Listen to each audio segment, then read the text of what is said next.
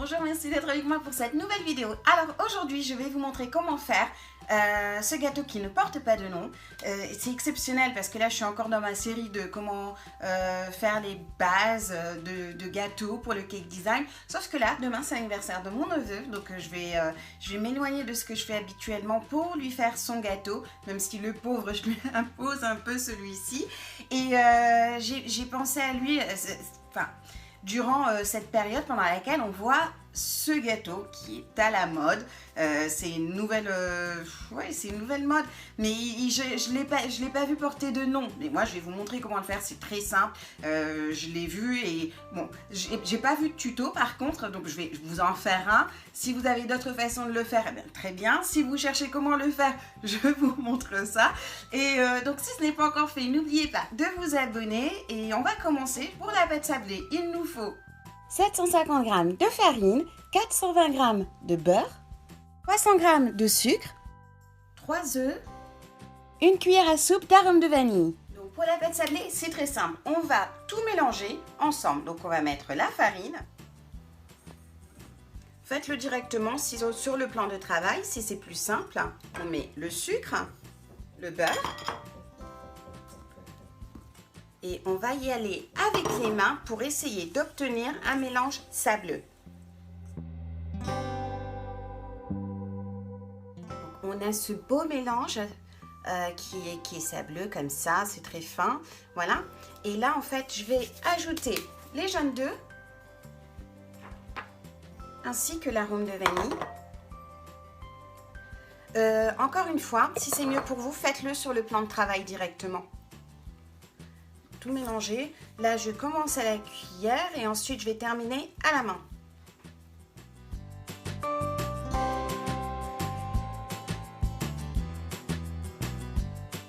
Une fois que ça c'est fait, on emballe et on met au frais pendant 2 heures. 300 ml de crème liquide entière, 3 œufs, 375 ml de lait, 2 sachets de sucre vanille, 60 g de maïzena, 70 g de sucre et 1 sachet et demi de agar-agar. On va commencer par faire chauffer le lait avec le sucre vanillé. Donc là, on va fouetter le sucre avec les œufs.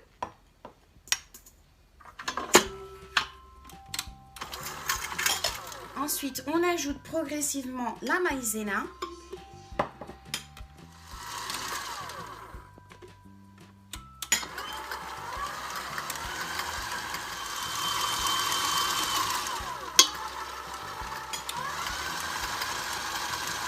Donc le lait est chaud, on ajoute l'agar-agar et on fait bouillir 1 minute. On surveille que ça ne déborde pas. Après avoir fait bouillir 1 minute, on retire du feu. Donc là, on verse sur le mélange précédent. On mélange bien.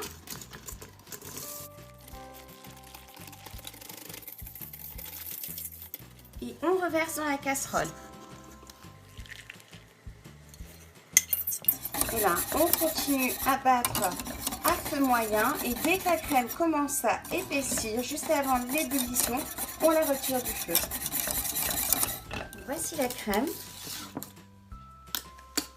Elle est bien épaisse. Ensuite, on la met dans un bol propre. On la filme au contact et on la laisse refroidir au frais. On va battre la chantilly.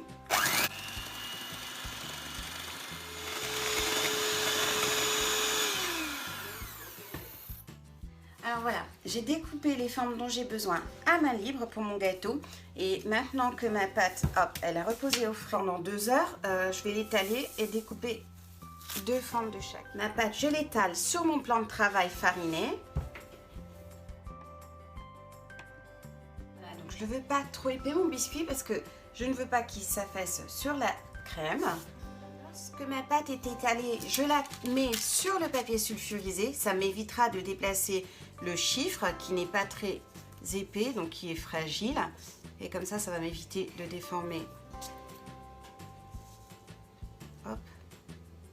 Et on découpe l'excédent.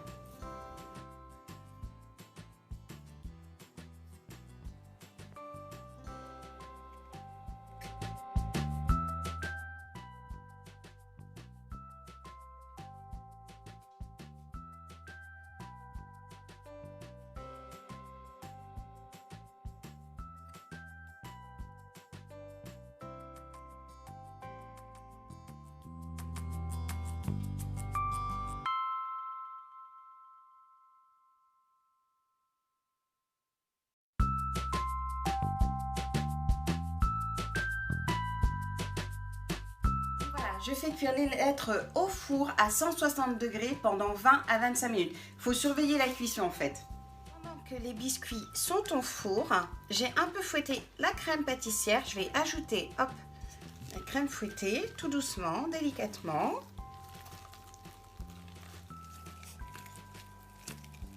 Petit à petit, elle est bien refroidie.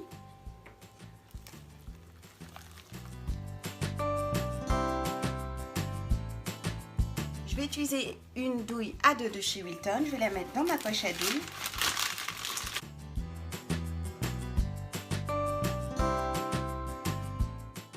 Je ne vais pas la découper maintenant. Donc moi, ce que je fais d'habitude, c'est pas juste ça. Je mets aussi une pince. Ça va m'éviter, comme je ne vais pas m'en servir maintenant en fait, c'est pour que ce soit bien fermé dans le frigo. Et je vais mettre ma crème à l'intérieur.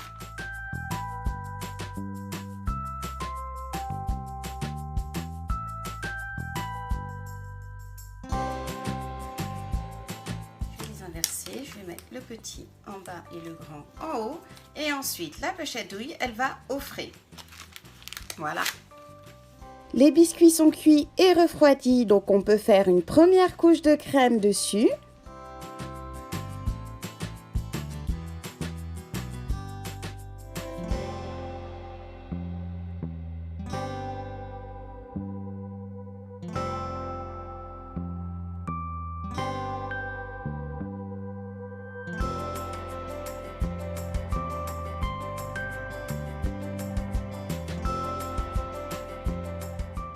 Une fois que c'est fait, on positionne le deuxième chiffre au-dessus.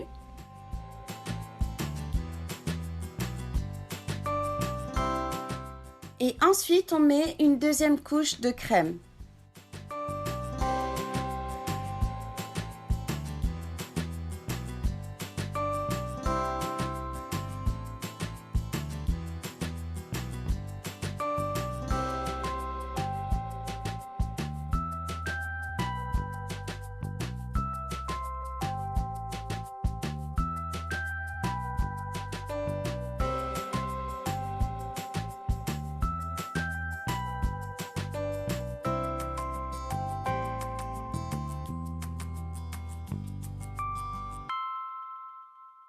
Là, on a les fleurs, on va les mettre. Tiens, tu les mets comme tu veux. Attends, on va les poser là. Le 5, on va le terminer. On va juste finir. Hop, vas-y. Tu les mets un peu pour cacher là où tu es passé.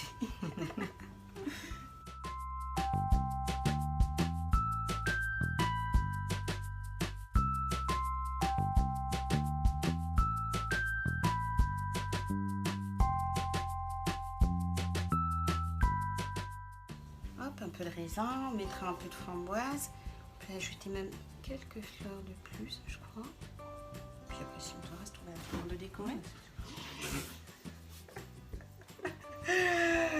Donc voilà, je vous présente maintenant ma grande sœur. Je vais poser le gâteau, 2 secondes. C'est pour son fils, donc mon neveu, que j'ai fait le gâteau, donc celui que je vous explique, et dans ce tuto.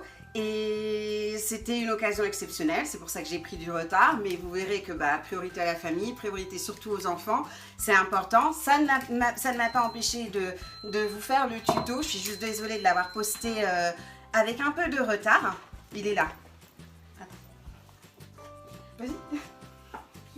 Donc le voilà.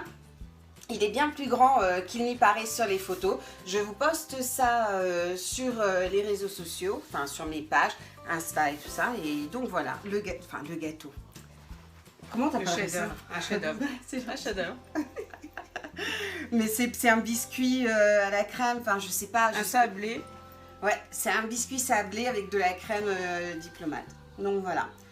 Crème diplomate, même pas avec de la crème. Il y a aussi de la crème pâtissière. Plus il va, plus à manger. Donc voilà, c'est tout pour aujourd'hui. Merci de m'avoir suivi. À bientôt pour un nouveau tuto.